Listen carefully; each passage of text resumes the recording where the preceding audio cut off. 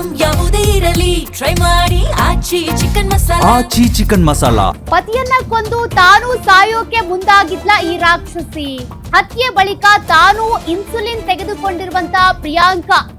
4 insulin injection ತೆಗೆದುಕೊಂಡಿರುವ doctor Priyanka insulin ತೆಗೆದುಕೊಂಡಿರೋದ್ರಿಂದ ಕಡಿಮೆಯಾಗಿರೋ sugar ಕಡಿಮೆ ಮಾಡಿಕೊಂಡು ಸಾಯೋದಕ್ಕೆ ನಿರ್ಧಾರ ಮಾಡಿದ್ಲ. ಶುಗರ್ ಲೆವೆಲ್ ಕಡಿಮೆ ಆಗಿದ್ರಿಂದ ಮತಿಹೀನತೆಯನ್ನ ಆ ಸಮಸ್ಯೆಯನ್ನ ಅನುಭವಿಸ್ತಾ ಇದ್ರು.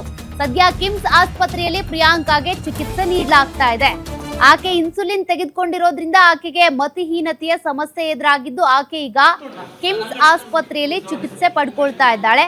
ಹಾಗಾದ್ರೆ ಗಂಡನನ್ನ ಕೊಂದು ಮಗುವನ್ನು ಕೊಂದು ತಾನೂ ಸಾಯ್ಬೇಕು, ಅದರಲ್ಲೂ ಕೂಡ ಡಾಕ್ಟರ್ ಆಗಿರೋದ್ರಿಂದ ಈ ರೀತಿ ಇನ್ಸುಲಿನ್ ತೆಗೆದುಕೊಂಡು ಶುಗರ್ ಲೆವೆಲ್ ಕಡಿಮೆ ಆಗಿ ಮತಿಹೀನತೆ ಆಗಿ ಸಾವನ್ನಪ್ಪಬೇಕು ಅಂತ ಡಿಸೈಡ್ ಮಾಡಿದ್ಲ ಅಂತ. ಮತ್ತಷ್ಟು ಡೀಟೇಲ್ಸ್ ಕೊಡ್ತಾರೆ ಪ್ರತಿನಿಧಿ ಶ್ರೀಧರ್, ಗಂಡನನ್ನ ಕೊಂದು ಮಗುವಿಗೂ ಚಾಕು ಇರಿದು ತದನಂತರ ತಾನು ಇನ್ಸುಲಿನ್ ತೆಗೆದುಕೊಂಡಿದ್ದಾಳೆ ಈ ಡಾಕ್ಟರ್ ಪ್ರಿಯಾಂಕಾ. ಯಾತಕ್ಕಾಗಿ ಈ ಕೊಲೆ ಮಾಡಿದ್ದು? ಮಗುವಿಗೆ ಚಾಕು ಇರಿದಿದ್ಯಾಕೆ? ತಾನು ಇನ್ಸುಲಿನ್ ತೆಗೆದುಕೊಂಡಿದ್ಯಾಕೆ ಅಂತ?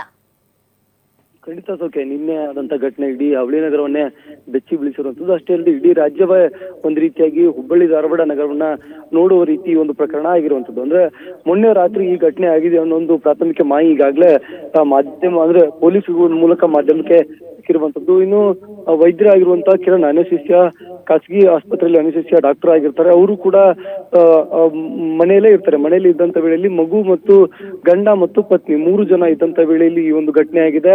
ಘಟನೆ ಆದಂತ ವೇಳೆಯಲ್ಲಿ 3 ಜನ ಒಟ್ಟು ಮನೆಯಲ್ಲೇ ಇದ್ರು ಅನ್ನೋದು ಸದ್ಯ ಪ್ರಾಥಮಿಕ ಮಾಹಿತಿಯಿಂದ ಗೊತ್ತಾಗಿರುವಂತದ್ದು. ಇನ್ನು ಅನೆಸ್ಥಿಸಿಯಾ ಡಾಕ್ಟರ್ ಆಗೋದ್ರಿಂದ ಕಿರಣ್ ರಕ್ತದ ಮುಳುವಿನಲ್ಲಿ ಬಿದ್ದು ನರಳಾಡಿ ಸಾವನ್ನಪ್ಪಿರುವಂತದ್ದು. ಅದನ್ನ ಹೊರತುಪಡಿಸಿದ್ರೆ ಇನ್ನೊಂದು ರೂಮ್ ನಲ್ಲಿ ಏನು ಕಿರಣ್ ಪತ್ನಿ ಇರುವಂತಹ ಪ್ರಿಯಾಂಕಾ ಕೂಡ ಒಂದ್ ರೀತಿಯಾಗಿ ಬೆಡ್ ಮೇಲೆ ಇದ್ರು. ಆದ್ರೆ ಮಗು ಅದೇ ಬೆಡ್ ನ ಕೆಳಗಡೆ ಬಿದ್ದು ನರಳಾಡ್ತಾ ಇತ್ತು. ಇದನ್ನ ಗಮನಿಸಿದಂತ ಎನ್ ಶಶಿಕುಮಾರ್ ಕಮಿಷನರ್ ಅವರು ಆ ಒಂದು ಮಗು ಜೀವಂತವಾಗಿರೋದನ್ನ ಗಮನಿಸಿ ಅದನ್ನ ಸದ್ಯ ಇಲ್ಲೇ ಖಾಸಗಿ ಆಸ್ಪತ್ರೆಗೂ ಕೂಡ ದಾಖಲು ಮಾಡಿದ್ರೆ. ಆದ್ರೆ ಇವೆಲ್ಲ ಆದ ಬಳಿಕ ಅಂದ್ರೆ ಯಾವಾಗ ಕಿರಣ್ ಹತ್ಯೆ ಮತ್ತು ಮಗುವಿನ ಮೇಲೆ ದಾಳಿ ಆಯ್ತು, ಅವಾಗ ಪ್ರಿಯಾಂಕಾ ಕೂಡ ಒಂದಿಷ್ಟು ಟ್ಯಾಬ್ಲೆಟ್ ಗಳನ್ನ ತಗೊಂಡಿರುವಂತದ್ದು. ಅಷ್ಟೇ ಅಲ್ಲದೆ ಶುಗರ್ ಇನ್ಸುಲಿನ್ ಗಳನ್ನ ತೆಗೆದುಕೊಂಡಿರುವಂತದ್ದು ಸದ್ಯ ಗೊತ್ತಾಗಿರುವಂತದ್ದು. ಅಷ್ಟೇ ಅಲ್ಲದೆ ಹತ್ಯೆ ಮಾಡಿ ತಾನು ಕೂಡ ಸೂಸೈಡ್ ಮಾಡ್ಕೋಬೇಕು ಅನ್ನೋ ನಿರ್ಧಾರವನ್ನ ಮಾಡಿದ್ರು ಅನ್ನೋ ಒಂದು ಸುಳಿವು ಕೂಡ ಸಿಕ್ಕಿರುವಂತೆ. ಯಾಕಂತಂದ್ರೆ 4ಕ್ಕಿಂತ 5 ಇನ್ಸುಲಿನ್ ತೆಗೆದುಕೊಂಡಂತ ವೇಳೆಯಲ್ಲಿ ಆ ಶುಗರ್ ಲೆವೆಲ್ ಕಂಪ್ಲೀಟ್ ಆಗಿ ಡೌನ್ ಆಗುತ್ತೆ. ಅಂದ್ರೆ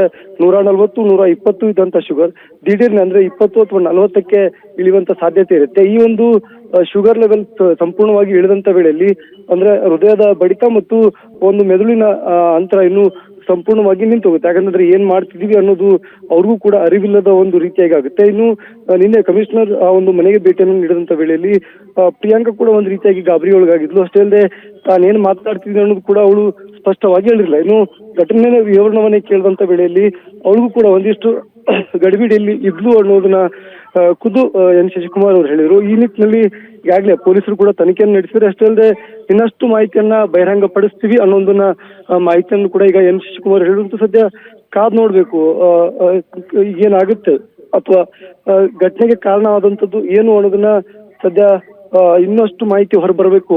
ಸೌಖ್ಯ. Okay, thank you Sridhar ಡೀಟೇಲ್ಸ್ಗೆ.